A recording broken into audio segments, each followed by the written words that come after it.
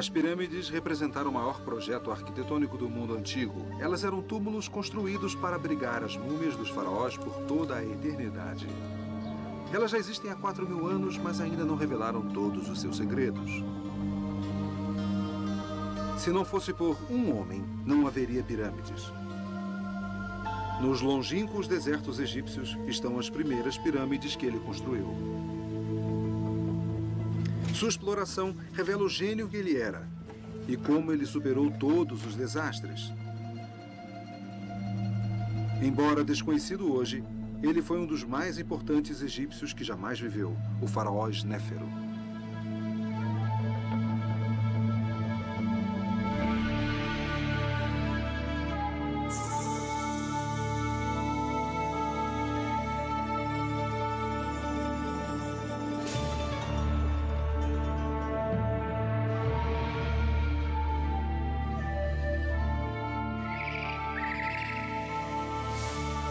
Os grandes egípcios.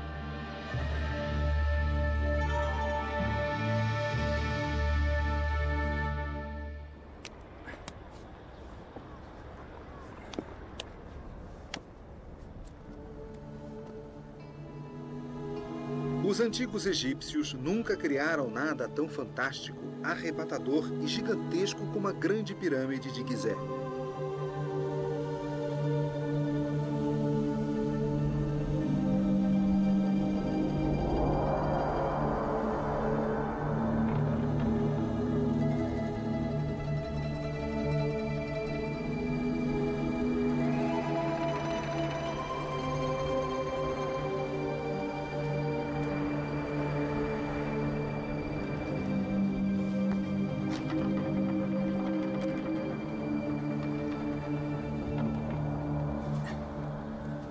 Todo mundo fica intrigado com a grande pirâmide. O que mais me impressiona agora é a sua altura. Estou a uma altura de quase 40 andares e ainda não cheguei até o topo. Até a Torre Eiffel ter sido construída, esta era a maior construção da Terra. O que as pessoas não se dão conta é que ela é uma maravilha de precisão da engenharia. A base tem 13 acres, mas os lados são perfeitamente orientados com os 4 pontos cardeais. Antes de fazer uma construção como essa, você tem que resolver imensos problemas de engenharia. Os antigos construtores egípcios não eram perfeitos, cometiam erros, havia desastres, problemas. E o homem que resolveu os problemas, que contornou os desastres, foi o faraó Snéfero. Ele mostrou aos egípcios como construir as pirâmides. O faraó Snéfero era tão famoso no Egito como, digamos, Napoleão ou Alexandre o Grande. Mas por um estranho capricho do destino, ele é quase desconhecido hoje. Isso porque são as pirâmides de seus filhos e netos em Gizé que são visitadas pelos turistas. Todo mundo conhece essas pirâmides.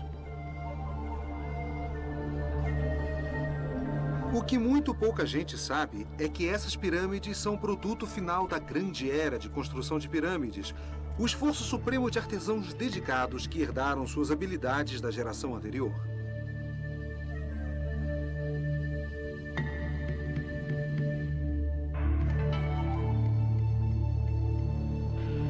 As pirâmides que Snéfero construiu são pouco visitadas e em grande parte desconhecidas. Quase tão grandes quanto as famosas pirâmides de Gizé, elas são o que poderíamos chamar de seus protótipos. Foi aqui que a arte da construção de pirâmides foi aperfeiçoada. Mas as pirâmides não nos dizem nada sobre o homem que foi Snéfero. Para sabermos como ele era, temos que ir ao agitado Museu Egípcio do Cairo. Esse é o meu lugar favorito no museu. E nunca tem ninguém aqui, mas abriga um maravilhoso pedaço da história. Esta é a primeira cártula do mundo, a forma oval mágica que encerra o nome do faraó. Aqui está o nome de Snéfero. Ele é o primeiro faraó do qual sabemos alguma coisa pessoal. Ele era um homem e nós sabemos algumas coisas sobre a sua pessoa. Ele viveu 2.000 anos antes de Aristóteles ou Platão, mas ele não é apenas um mito, ele é um ser humano. Nós até sabemos alguma coisa sobre sua aparência. Este é Snéfero em seu trono, mas não é um retrato idealizado. Não é um faraó olhando para a eternidade. Esta é a verdadeira aparência dele. Olhem o queixo. É um queixo retraído. Ele parece tolo. Mas foi um grande homem e fez grandes coisas. Ele completou o maior projeto de construção da história do mundo. Sem Snéfero, nós não teríamos as pirâmides. Ele era um faraó, mas também um deus na terra. E como um deus, ele precisava de um túmulo que fosse a mais magnífica criação que a mente humana pudesse conceber. Ele precisava de uma pirâmide.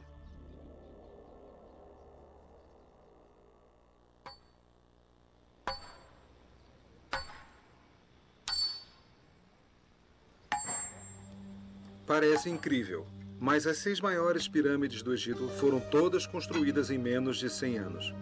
Uma cultura originalmente agrícola, usando apenas ferramentas de cobre, cortou, transportou e colocou em posição precisa mais de 10 milhões de blocos de pedra calcária, pesando em média 2 toneladas cada um, para construir as pirâmides de Maidum, Dashur e Gizeh.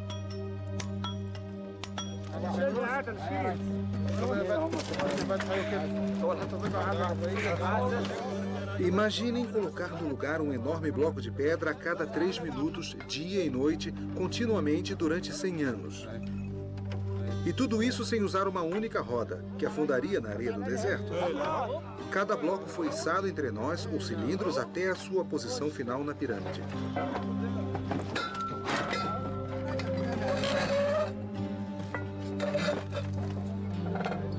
Elas eram construções inacreditáveis, perfeitamente alinhadas. Nenhum motor foi usado. As pirâmides não eram apenas enormes, eram precisas, com uma acuidade que chegava a frações de polegadas. Houve mais de 70 pirâmides no Egito. Aquelas que são visitadas por milhões de turistas todos os anos são as bem-sucedidas. Desapercebidos em lugares remotos do deserto egípcio estão os fracassos, desastres que tiveram que ser abandonados. Foi Snéfero quem construiu com sucesso a primeira pirâmide verdadeira. Este gênio desconhecido governou durante o início da civilização egípcia. Sua pirâmide já tinha 2.500 anos quando Cleópatra a mostrou para César. Snéfero foi o primeiro grande egípcio. De certo modo, ele foi o George Washington do Egito.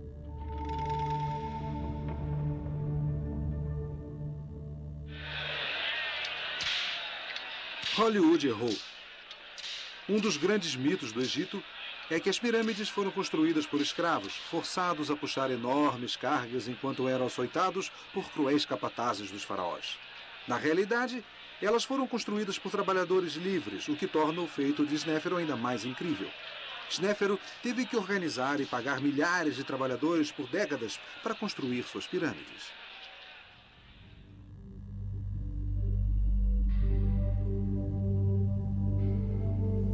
De uma nação de fazendeiros, centenas de milhares de homens foram selecionados, divididos em equipes, coordenados e enviados a vários locais de trabalho. Mas por que os primeiros maiores projetos de construção do mundo aconteceram no Egito?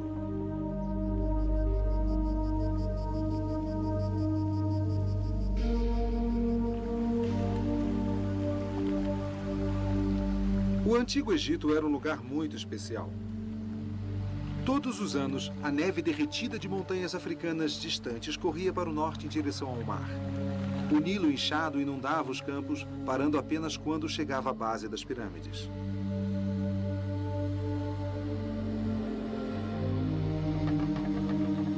A inundação era um evento mágico para os egípcios. O Nilo, carregando o solo fértil de cobertura, no início ficava vermelho.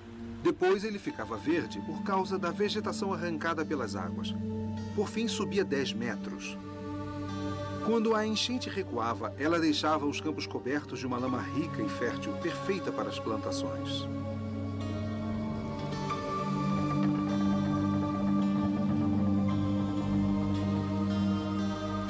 Foi o Nilo que permitiu que Snéfero construísse as pirâmides. Foi o Nilo, e apenas ele, que tornou verde o deserto. Sem ele, o Egito seria um deserto árido.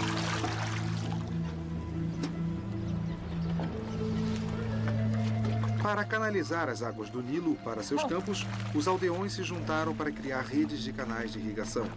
Este foi o primeiro projeto de obra de âmbito nacional. No fértil vale do Nilo nasceu a primeira nação.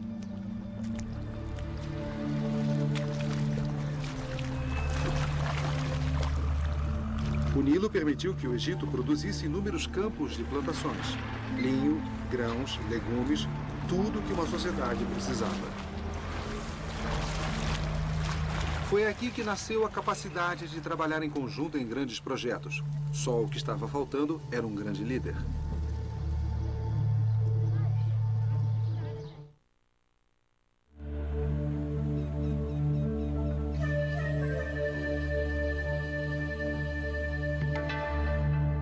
Snéfero era ambicioso. Ele foi o primeiro faraó a ter aspirações internacionais. Para um egípcio, colocar os pés fora das fronteiras do país representava uma aventura audaz e perigosa. Se ele morresse em terras estrangeiras, longe dos sacerdotes, dos embalsamadores e dos rituais, ele não poderia ser mumificado. Toda a esperança de vida eterna seria perdida.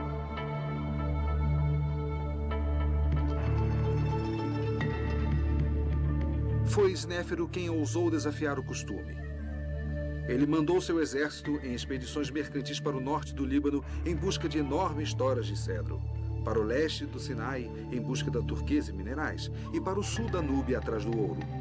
No governo de Snéfero, o Egito se tornou uma nação importante, reconhecida internacionalmente.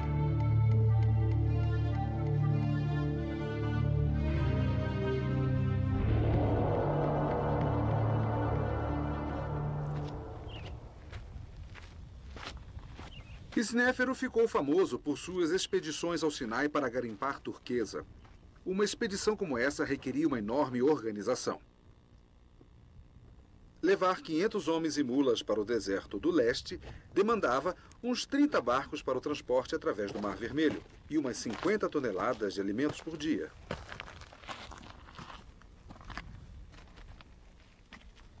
Depois do mar, havia um trecho difícil de 5 dias de mula até as minas de Wadi Makruk.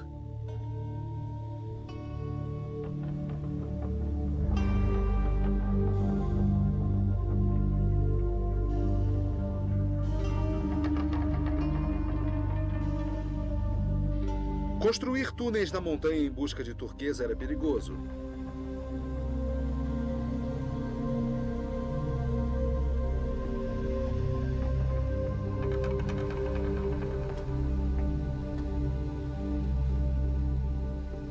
No cume da montanha havia uma caverna sagrada, onde os mineradores dormiam para sonhar com o lugar onde encontrariam a turquesa.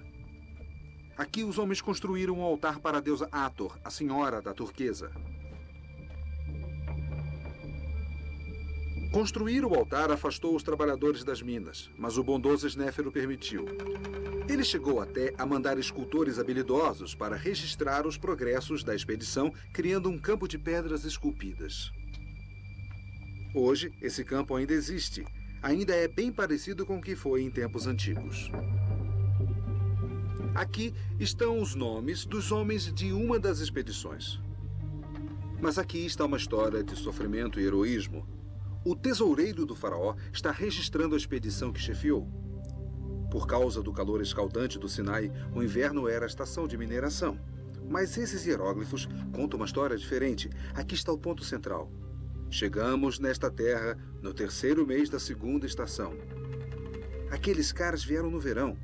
Ele continua. No verão, as montanhas deixaram suas marcas queimadas em nossa pele. Esses mineradores não eram escravos. Eles foram de vontade própria arriscar suas vidas para trazer a preciosa turquesa para o seu faraó. A turquesa que os mineradores traziam do Sinai era transformada em gastes, adornando braceletes finamente produzidos, presentes de Snéfero para sua esposa, a rainha Retéferas. Snéfero não foi apenas um construtor de pirâmides e explorador. Ele também foi um patrono das artes. Suas oficinas reais produziram extraordinárias obras-primas em esculturas, pinturas, joias e mobiliário. Foi uma época impressionante. As realizações artísticas durante o reinado de Snéfero foram tão fantásticas que acabaram por estabelecer os padrões que perduraram pelos próximos 2.500 anos. O ganso de Maidum parece tão natural hoje como quando foi pintado 5.000 anos atrás.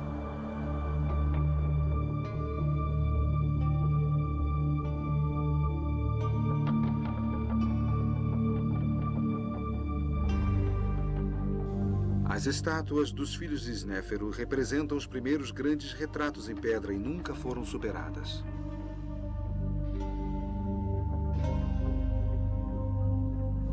O fino retrato em pedra de Ankaf o mostra como um homem maduro e pensativo, um pouco pesado, ele era bem-sucedido. O irmão de Ankaf, Remiano, tem dobras de gordura, ele era mesmo próspero. No Museu do Cairo, há outro dos filhos de Snéfero, Horruta, e sua linda esposa Nofret. Estão sentados um ao lado do outro e seus olhos de pedra cristalina parecem olhar os milhares de visitantes que param para vê-los. Existe um detalhe maravilhoso. As mulheres egípcias costumavam usar perucas e podemos ver o cabelo verdadeiro de Nofret sobre a testa por baixo da peruca. A mobília que Snéfero mandou construir para sua esposa está entre as mais belas que já foram feitas no Velho Egito. São obras-primas de simplicidade. Suas linhas são retas, limpas e elegantes. Elas não precisam de uma ostentação vulgar de ouro, apenas hieróglifos dourados para proclamar os títulos da rainha.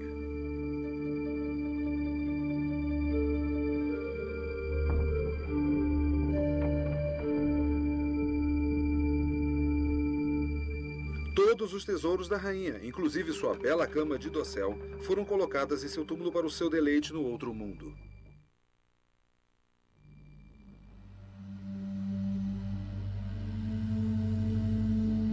Os antigos egípcios acreditavam na ressurreição. Eles acreditavam que o corpo levantaria e andaria no outro mundo.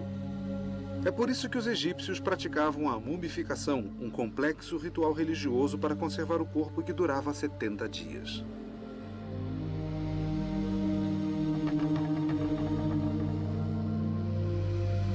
Era absolutamente crucial proteger a múmia dos ladrões de túmulos.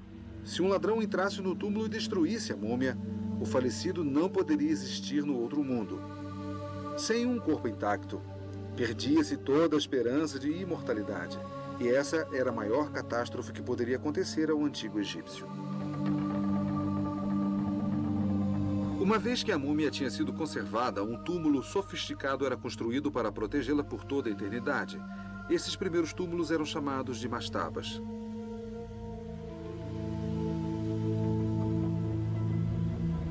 Essas mastabas eram esculpidas na rocha. Depois eram cobertas com uma grande superestrutura feita de tijolos. Os antigos egípcios a chamavam Casas da Eternidade.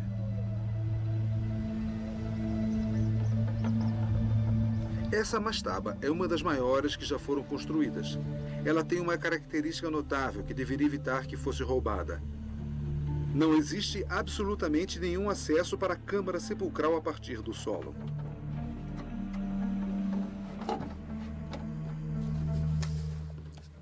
Estou descendo para a mastaba pelo único caminho possível, através da passagem dos ladrões. Eles abriram um túnel através dos tijolos de barro da rocha da base e da entrada da câmara sepulcral bem aqui.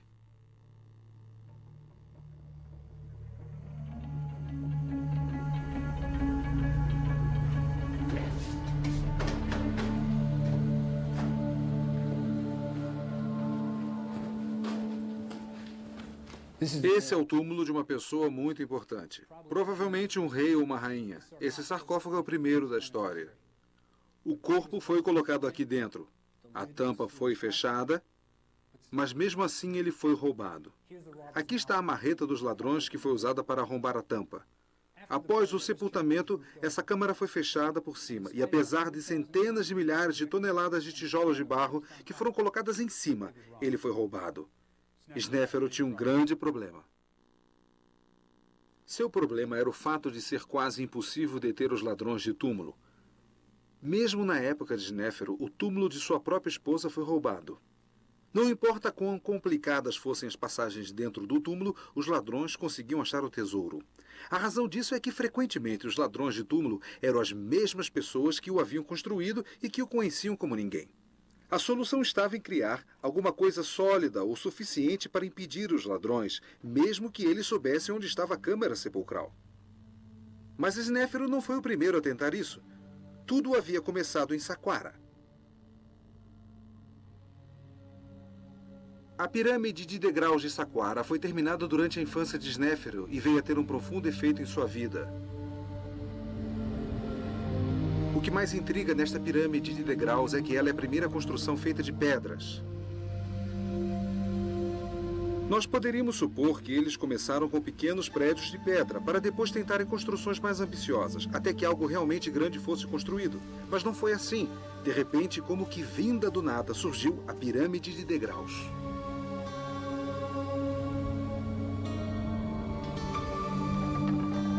Há sinais claros de que os egípcios estavam começando a aprender a trabalhar com pedra. Os pedreiros copiavam fielmente na pedra as colunas e paredes de palácios que haviam sido construídos com feixes de bambus de papiro e tijolos de barro. Assim, detalhes arquitetônicos maravilhosos resultaram em estruturas completamente não funcionais.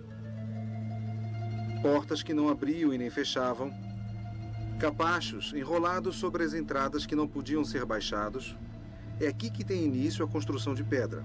2000 anos depois da pirâmide de degraus ter sido construída, os gregos tinham orgulho em dizer que aprenderam com os egípcios a construir com pedras. A pirâmide de degraus foi construída para o faraó Zoser. Seu arquiteto queria criar uma grande sepultura para o seu rei. Por isso, ele projetou uma enorme mastaba e colocou sucessivamente outras mastabas menores, uma em cima da outra, criando um efeito parecido com um bolo de noiva. Como aquela era a primeira grande construção de pedras do mundo, seus construtores enfrentaram muitos problemas inéditos. Eles não tinham experiência em lavrar as pedras, por isso, os blocos que compunham a pirâmide foram cortados de uma maneira tosca e não se encaixavam bem uns nos outros, ameaçando a pirâmide de sofrer um colapso. O arquiteto resolveu o problema inclinando as paredes para dentro. Assim, a pirâmide literalmente se apoiava nela mesma, evitando que uma massa instável ruísse. Quando terminou a construção da pirâmide de degraus, ela se constituía na mais fantástica construção que o mundo já havia visto, tendo empregado milhares de trabalhadores e levado quase 2 décadas até estar completa. Ela deve ter sido motivo de grande orgulho para todo o Egito.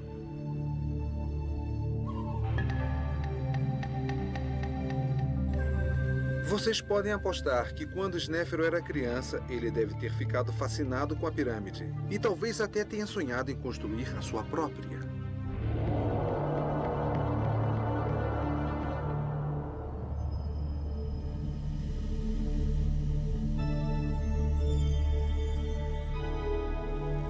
Quando Snéfero se tornou faraó, ele teve a oportunidade de construir a sua pirâmide em Maidum.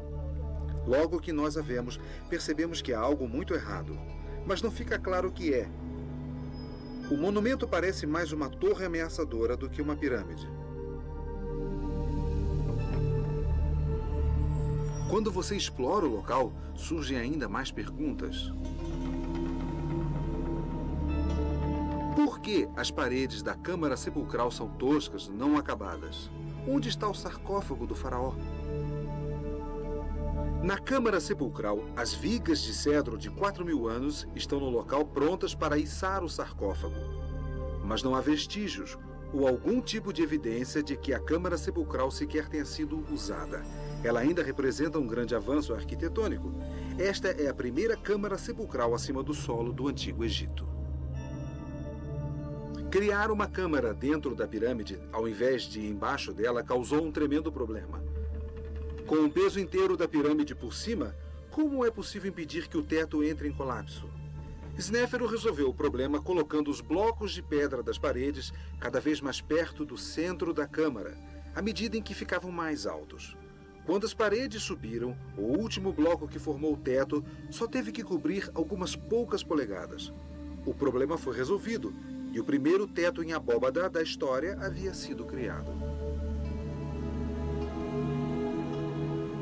A razão da pirâmide de Maidum parecer tão estranha reside em sua construção. Ela foi originalmente projetada para ser uma pirâmide em degraus. À medida em que se aproximava o fim de sua construção, ela foi ampliada várias vezes. Provavelmente porque acreditava-se que uma pirâmide não deveria estar pronta antes da morte do faraó. Quando a pirâmide terminou, com 8 degraus, Snéfero ainda gozava de boa saúde. Por isso, a construção continuou. Os degraus da pirâmide foram preenchidos com uma pedra calcária fina e branca. Esta foi a primeira tentativa de se construir uma pirâmide verdadeira, mas houve uma falha arquitetônica fatal. As últimas camadas de pedras não foram suficientemente ancoradas no corpo da pirâmide. Apoiadas na superfície lisa da pirâmide em degraus no interior, as pedras começaram a deslizar, causando o primeiro desastre tecnológico da história.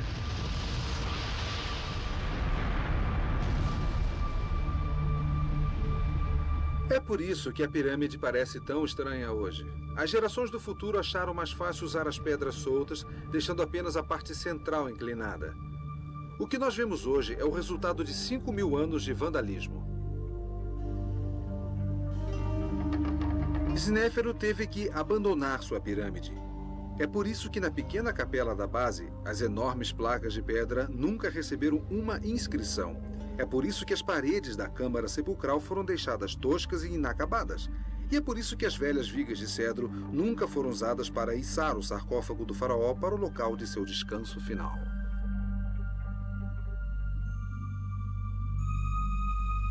Na verdade, só sabemos que a pirâmide pertencia ao faraó Snéfero por causa de um grafite escrito quase 1000 anos depois dela ter sido construída. O escriba Ankeperkaresenet visitou a pirâmide e escreveu na capela: Vim para ver o belo templo do rei Snéfero. Eu o encontrei. Foi como se o céu estivesse nele e o sol brilhando em todo o seu interior. Que chova mirra fresca dos céus. Que caia incenso no telhado do templo do rei Snéfero. Vocês podem imaginar como deve ter sido difícil para o arquiteto, que era o próprio filho de Snéfero, ter que ir até o faraó para lhe contar que o trabalho de 20 anos estava em ruínas e que seu túmulo era imprestável? É indicativo da personalidade de Snéfero o fato dele não ter desistido, mas sim ordenado simplesmente que a construção de Maidum fosse abandonada e que procurasse um novo local.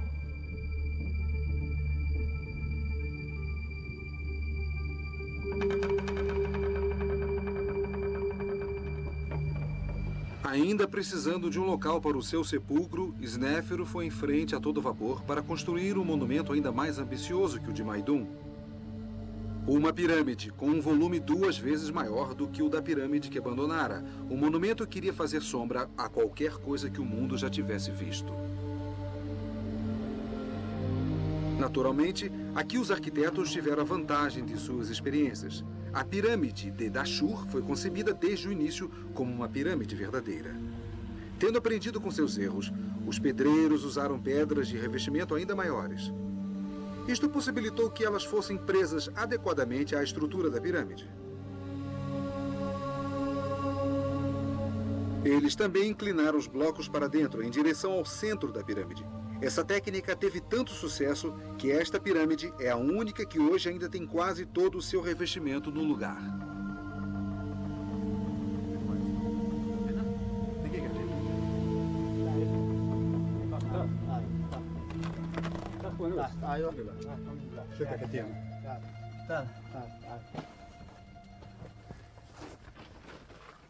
Há um grafite interessante aqui. Centenas de anos depois da morte de Snéfero, um sacerdote de nome Wainank veio aqui e escreveu seu nome. Ele queria ligar o seu nome ao de Snéfero. Os hieróglifos são interessantes para um sacerdote. Há um pequeno vaso aqui que está derramando água. Isso significa purificar. E se você coloca um homem por detrás, então significa que é o homem quem purifica. Ele é Wainank. Vamos descer.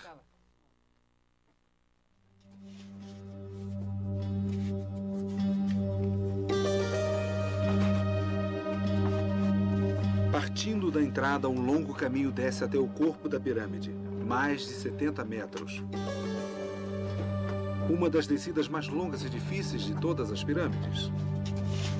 Os blocos polidos da parede são lisos e surpreendentemente frios ao toque.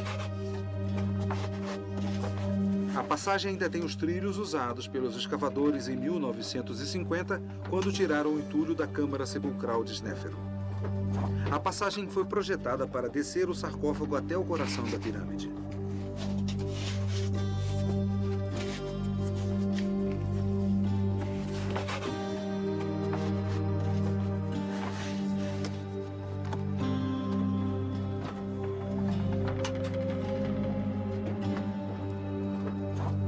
Uma vez que o corredor desce abaixo da base de pedra, não há mais blocos lisos e as paredes se tornam bastante toscas. Ainda temos que descer mais 47 metros no subsolo, debaixo da pirâmide, dentro da sua base de pedra. Depois de ficarmos agachados por tanto tempo, é um alívio e um choque entrar numa pequena sala com teto em abóbada de 12 metros e meio. Incrível.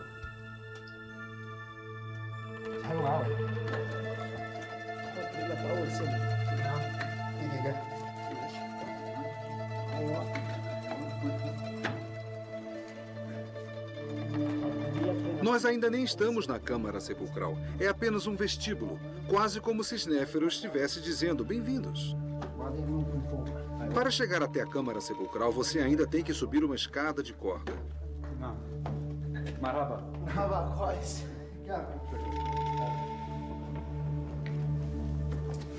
Então, a entrada da Câmara Sepulcral de Snéfero é alcançada através de um buraco na parte de cima da parede.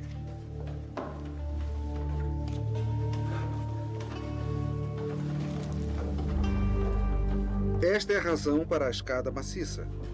Depois da escada de corda, ela parece bastante firme. Quando você começa a subir essa escada, você percebe. Todas as 4 paredes são inclinadas para dentro para formar um teto em abóbada. É incrível.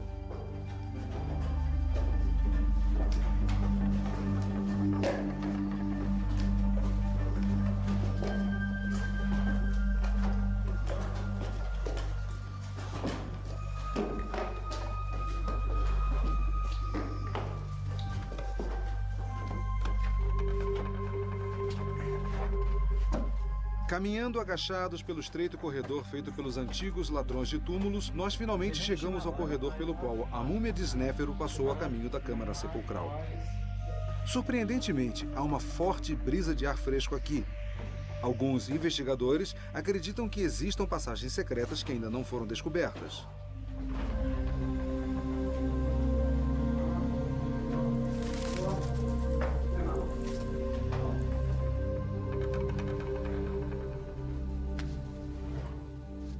Finalmente chegamos à Câmara Sepulcral. O grande feito de Snéfero não foi ter desistido depois do desastre de Maidum. Ele construiu isso. Quando terminou, era a maior sala do planeta. Ela tem 17 metros de altura. A 17 metros de altura, um teto em abóbada. As paredes se inclinam para dentro, de baixo até em cima. Mas houve um problema. As paredes começaram a se mover debaixo do peso enorme da pirâmide acima. Aqui embaixo há vigas de cedro. Tem 4.000 anos de idade. Elas tiveram que ser colocadas quando as paredes começaram a se mover. Houve problemas aqui também. As paredes começaram a rachar e a se mover para dentro. E para assegurar que a coisa toda não ruísse, eles colocaram vigas para segurá-la. Originalmente, a pirâmide de Dashur era para ser uma pirâmide verdadeira, mas quando surgiu o problema na Câmara Sepulcral, os arquitetos de Snéfero decidiram terminá-la reduzindo o ângulo de 54 graus para 43 graus. E é por isso que ela é chamada de pirâmide curvada. Isso reduziu a quantidade de pedras necessárias para completar a pirâmide e aliviou o peso sobre as câmaras na parte de dentro. Apesar disso, a pirâmide ainda era perigosa demais para o sepultamento da múmia de Snéfero. Snéfero havia erguido as 2 maiores construções da história do mundo e as 2 eram imprestáveis. Surpreendentemente, ele não desistiu. Mas agora o tempo estava se esvaindo para o velho faraó. Ele tinha que construir uma pirâmide bem-sucedida para ser o local de seu descanso final. A pirâmide curvada deve ter despertado um sentimento de orgulho entre os egípcios. Ao invés de abandonar o local como havia feito em Maidum, Snéfero construiu sua última pirâmide a menos de 1.500 metros dali. Hoje, quando o sol a ilumina, ela parece vermelha. Todas as indicações nos sugerem que ela foi um sucesso total. A Câmara Sepulcral é estável e ela é tida como a primeira pirâmide verdadeira da história.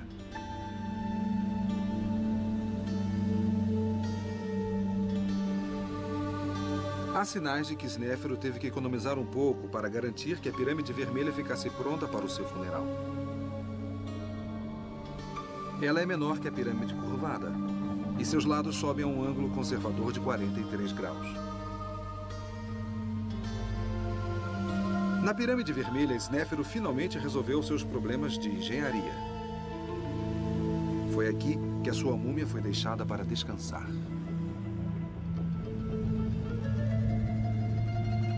Séculos depois da sua morte, sacerdotes devotos ao culto de Snéfero ainda colocavam pão e cerveja aqui para a alma do faraó, para que ele pudesse ter vida, prosperidade e estabilidade para sempre.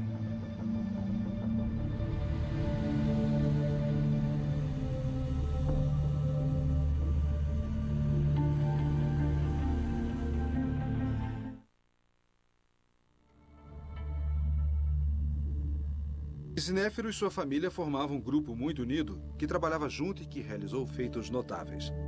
Snéfero teve no mínimo 5 filhos e ele tornou alguns deles vizires do Egito, mantendo o poder próximo a ele, estabelecendo um controle familiar que se estendeu por toda a sua vida. Além de deter o posto de vizir, vários dos filhos de Snéfero se tornaram arquitetos. Os irmãos de Snéfero realmente gostavam de construir. Um dos mais famosos é Ankaf, o arquiteto da segunda maior pirâmide do platô de Gizé. O irmão de Ankaf, Remiano, se tornou vizir de outro irmão, o faraó Quéops. Remiano foi, provavelmente, o arquiteto da Grande Pirâmide. Hanófer, um dos filhos que não seguiram carreira na construção de pirâmides, foi apenas um alto sacerdote e general do exército. Ele era a ovelha negra da família. Esta é uma família incrível que produziu obras incríveis. É evidente o efeito dos irmãos crescerem em contato com um pai obcecado pela construção de pirâmides. Imaginem os filhos acompanhando seu pai, primeiro para ver os progressos da pirâmide de Maidum, depois a pirâmide curvada e finalmente a pirâmide vermelha. A paixão do pai foi de fato passada para os seus filhos. O filho mais famoso de Snéfero foi sem dúvida Quéops, o seu sucessor, que é lembrado hoje como o faraó que construiu a Grande Pirâmide, uma das 7 maravilhas do mundo. A Grande Pirâmide é, na verdade, um legado de Snéfero a seu filho. Esse monumento surpreendente não poderia ter sido construído sem que os problemas fossem resolvidos e as lições aprendidas durante a incrível carreira de construtor de Snéfero.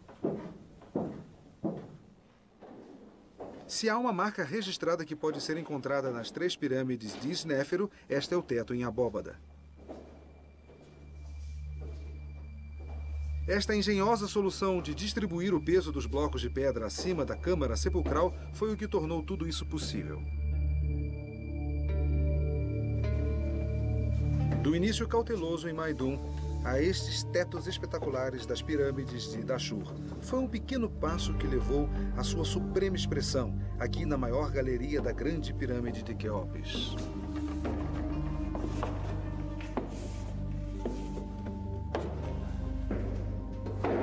Um dos maiores espaços internos de todos os tempos. O teto em abóbada se estende por 46 metros e 63 centímetros e faz a galeria parecer ainda mais alta do que os seus 9 metros. Quéops superou seu pai e escondeu sua solução exclusiva para o problema do incrível peso que recaía sobre a câmara sepulcral. As placas de granito que formam o teto nunca conseguiriam aguentar o peso da pirâmide, a não ser que o seu peso fosse distribuído.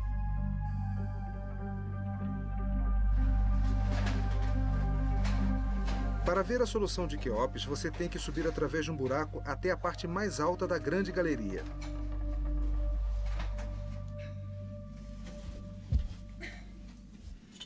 Este é o segredo que explica por que o teto da câmara sepulcral não ruiu.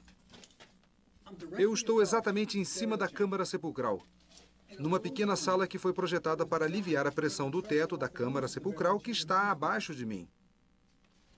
Acima de mim, há 4 outras câmaras, bastante parecidas com esta. E no topo de todas elas, há 2 enormes placas que formam um V invertido, que aliviam ainda mais a pressão sobre a câmara sepulcral. É uma espécie de teto abobadado que foi melhorado. Snéfero teria adorado isso. As câmaras de alívio funcionam maravilhosamente bem. 5.000 anos depois delas terem sido construídas, a câmara sepulcral ainda está intacta, virtualmente perfeita. Se não fossem os ladrões de túmulos, a múmia de Quéops ainda estaria aqui.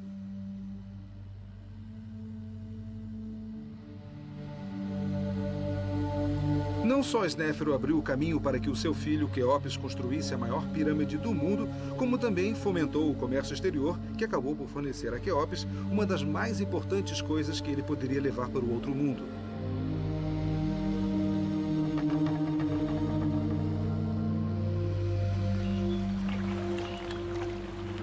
No Antigo Egito, tudo era transportado ou por barco ou por jumentos. Jumentos para as curtas distâncias e barcos para as longas.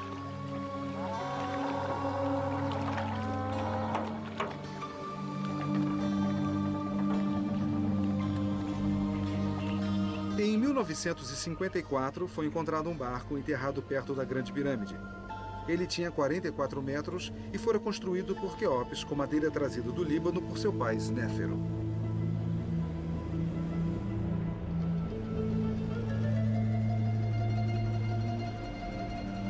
O barco foi encontrado em pedaços, mas as tábuas de cedro ainda eram fortes o bastante para permitir que ele fosse remontado. Algumas tábuas eram tão grandes que não há mais cedro na terra que possa reproduzi-las. Trata-se de um exemplo típico do antigo estilo de construção de barcos do Egito. As tábuas eram amarradas, umas nas outras. Na água, a madeira inchava e as cordas encolhiam, selando os buracos e impedindo que a água entrasse. O barco não tinha mastros ou velas. Ele apenas tinha remos para impulsioná-lo. Mas qual era o objetivo daquele barco? Será que ele era usado na vida real pelo faraó? Ou será que a verdadeira função dele era levar o faraó em sua última jornada através do céu até o outro mundo?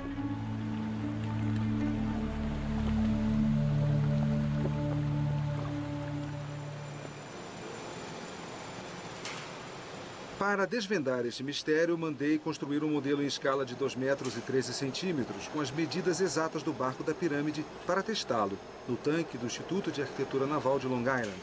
É impressionante como ele desliza suavemente pela água, quase não deixando marola. Arrasto positivo de 13963. Como não havia sinal de mastro ou de vela no barco, de início, achei que os remos fornecessem a potência. Mas testes computadorizados mostraram que seria impossível que os remos do barco gerassem uma potência suficiente para impulsioná-lo.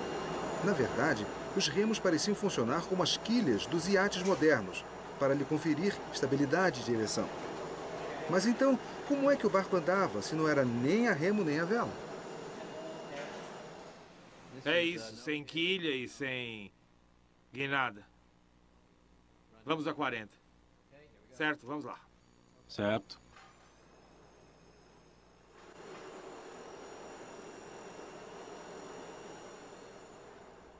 Sabemos que frequentemente os barcos de rituais eram rebocados do Antigo Egito quando transportavam os corpos dos mortos da margem leste para a margem oeste para o sepultamento final. Aquele barco de cedro de 4.000 anos pode ter trazido o corpo do filho de Snéfero para o oeste, para o sepultamento na Grande Pirâmide.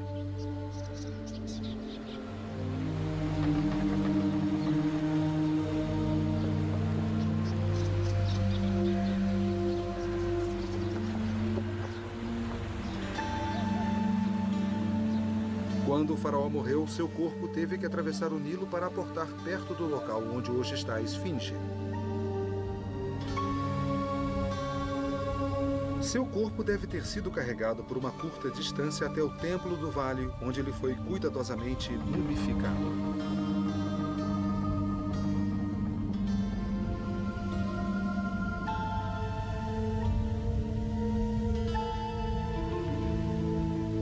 Exatamente 70 dias após a morte, sua múmia foi carregada por uma rampa até a pirâmide.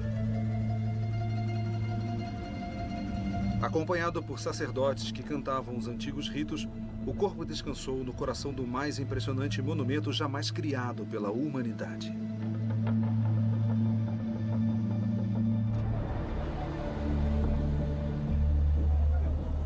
A grande era de construção de pirâmides durou apenas enquanto a família de Snéfero governou o Egito.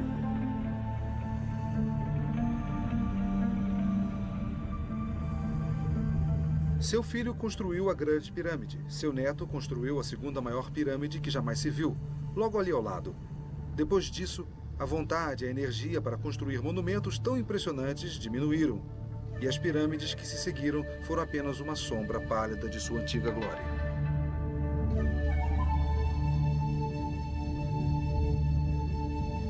Os antigos egípcios recordavam dos tempos de Snéfero como sua idade do ouro.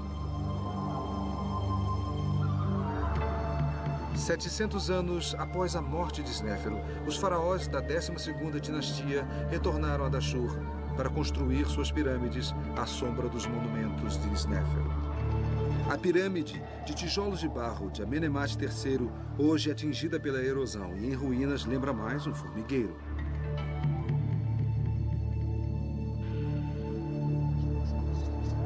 Eles nunca mais construíram uma pirâmide como esta. Quando os egípcios querem se vangloriar de alguma coisa grandiosa, eles costumam dizer: só nos tempos de Snéfero se viu algo assim.